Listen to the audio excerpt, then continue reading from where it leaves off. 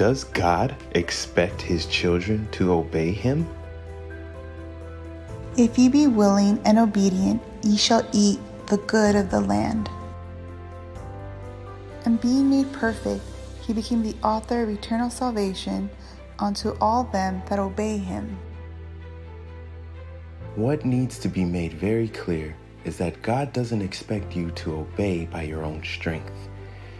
He expects you to obey him by a living faith in Jesus Christ, because he has given you access to the power to do this. Obedience isn't a minor thing. Let's look at a few important aspects of obedience according to the Bible. According to 1 Samuel, obedience is the highest form of worship, and rebelling against God is equal to practicing witchcraft. Have mercy.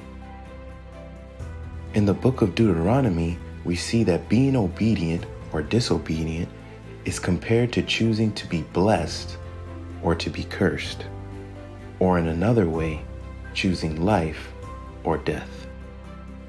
In the book of Ecclesiastes, we're told that the entire responsibility of mankind is to respect God and obey him. Jesus himself, in the book of John, taught that obedience is how you express your love to him. Those who don't obey him don't love him. In the book of Acts, the disciples declared that obeying God is a requirement of the gospel of Jesus Christ and is also required to receive the Holy Spirit.